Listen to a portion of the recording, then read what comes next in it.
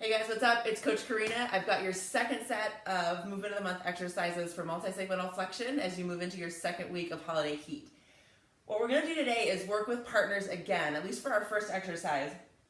I've got my tubing attached over there, and simply because you guys in most of your gyms don't have stuff that's low enough to fix, to anchor the tubing to, I'm just going to suggest that you use partners.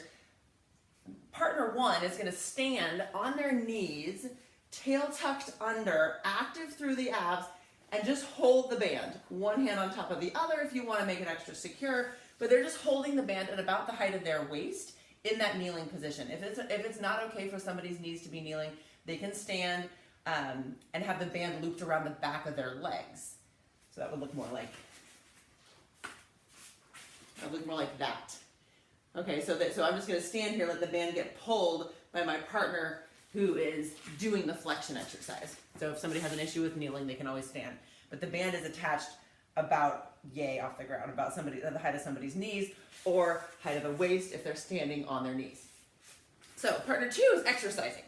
They're going to be on their hands and knees, and I'm going to put my foot through the band like so. Okay, so it's pulling my leg back into that extension. I want there to be a tiny bit of tension on the band when my leg is straight like that. Let's get back here so you can see what my spine is doing. We're going to find neutral, so we arch, round, arch, and then flatten. And then I'm going to keep my right leg on the ground, and I've got my left leg in the band, and I just extend and flex my hip, and I try to keep my spine really neutral. So we're not going for this big full body crunch like this. That would also be multisegmental extension or reflection. But right now what we're trying to work on is disassociating movement of the hip from movement of the spine. A lot of times we compensate by just bending everything all together. And so what I want you to try to be focusing on is a lot of cueing on the spine of the person that's in that quadruped position, keeping the spine stable while the hip is moving. This is really going to enhance their glute control and abdominal control to resist the bending that they're wanting to do. So and lower and back muscle, the control of the back muscles to resist that rounding. That's sort of going to be the temptation. I want there to just be movement right at the hip. We do want to try to keep this nice and neutral, lower back neutral. So we call that resisted hip flexion in quadruped or Qped.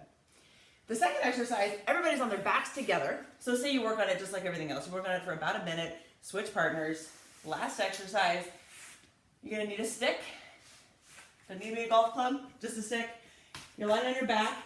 You're holding the stick right above your head, and the arms are pretty straight. You're going to start with the back flat on the ground, knees bent, feet flat.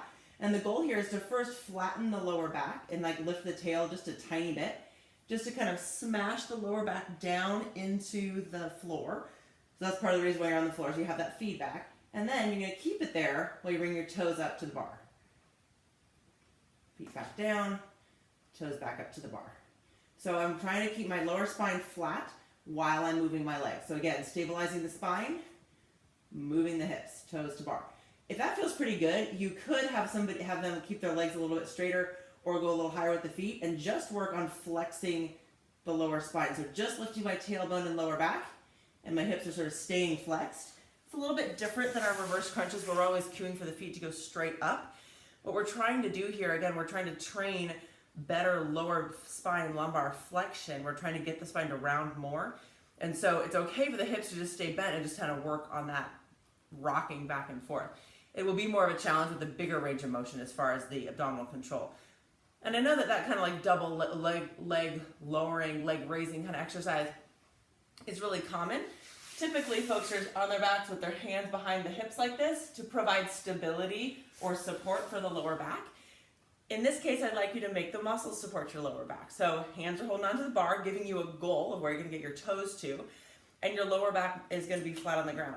If it feels like the spine is moving around, or if you see a lot of movement in the trunk and not just the legs with that exercise, the range of motion can be shortened. So toes up at the bar, and the farther they go down, the closer they get to touching the ground, the harder it will be to control that.